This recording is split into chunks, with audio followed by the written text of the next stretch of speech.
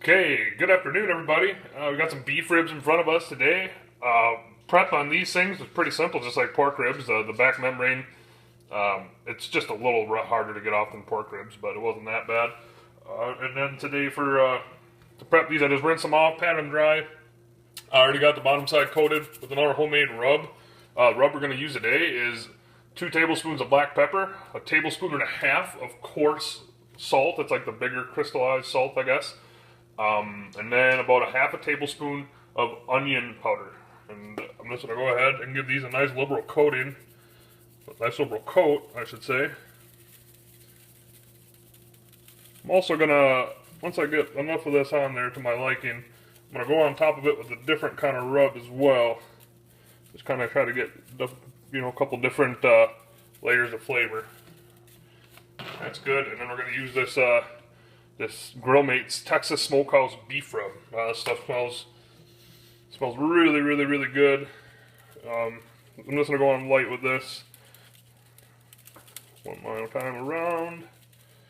Yeah, maybe one more. There we go. So those are gonna sit probably for about a half hour until I get the grill up to temp. So I'll pick back up when I'm done at the grill. Okay, we're back. I just put the food on. Give you a quick look. Right here. Not gonna look much different than what it did about 20 minutes ago, but there it is. You see I got a baked potato on there. To get that ready, all I did was wash it off, coat the outside with some olive oil, and use that same rub I used on the beef ribs. So I'm gonna close this thing. I am gonna maintain the temp today between 230 and 250 again. It should be pretty easy. And yeah, I'm gonna let these go for probably 3 hours before I open it up. So we'll see you then. Alrighty, we are 3 hours in. Take a peek. Everything looks.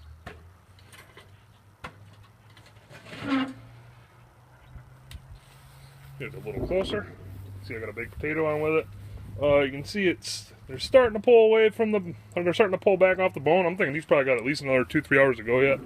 I'll just say the first 2 hours I was keeping the temp at about, I don't know, 230-ish.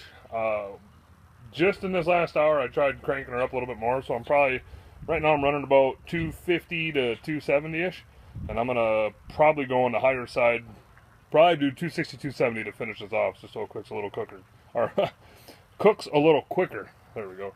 But yeah, I will probably check back in one more time before we're up in the kitchen, so probably see you in, I don't know, a couple hours. Alrighty, so we are back. We are right at about 5.5 hours. You can see the dogs in the doorway again. Yeah, they're smelling good food, I think. So let's just quick take a peek at the ribs. Oh yeah, looking good. First off, see, I am using a water pan. I fail to mention that like every time. But let's put this tripod down real quick. Get it on the ribs. I'm gonna go ahead and give this potato a poke real quick. Potato is done, and let's give the ribs a quick poke. Yeah, I mean, it's going through pretty dang easy. From what I read is that, yeah, you can kind of feel that there is another membrane, I guess, inside of the rib that you want the toothpick or like the temp probe, which I was going to use, to go through really good. It went through super easy. There's still a little bit of tension there, so I'm thinking these probably got like another half hour to go. So I'm gonna let them go for like another, we'll just say 45 minutes. I'm going to pull them off, and I'll see you guys when I got them up in the kitchen. So stay tuned. We'll see you in a little bit. Alrighty, so we are back. I let the beef ribs rest for about 50 minutes. You can see I already cut them apart. And as well, you can see that I already ate one of them. And all I got to say is, oh my Lantis. Like, oh way! They are delicious. Second time doing beef ribs. I gotta say, I'm gonna have to look for these more often. But there's a shot of that. I don't know how well you can see it in the light, but there's nice smoke ring all around it. It's nice and moist, and yeah, I would try one, but I already ate a whole one, and it was really good. But besides that, like I said, it was about a 6.5 hour cook today. Maintained the temp. Probably in between, like, I don't know, 230 and 260-ish range the whole time. Pretty easy to maintain that.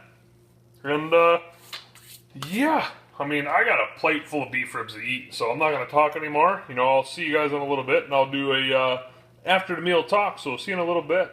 All right, guys, we're back. Just got done eating dinner, and yeah, I got to say, let's just go ahead and take a peek at one of these. What? Wait. Wow. This, for being my second time doing these beef ribs, they turned out awesome. Super tender. They like pretty much melted in my mouth. It was a hard time even cutting them apart without them breaking. And yeah, I mean, I would show you a picture of them, but I'll show you a picture of them. They're gone. So yeah, I think the only thing I would do different is next time I'll use just a little more salt in the rub that I made. But besides that, awesome meal. I told you how to make them, told you the temps, told you the rub that I use, homemade rub. And yeah, that's about all I got. So, Bush Light, cheers. Have a good night. We'll see you later.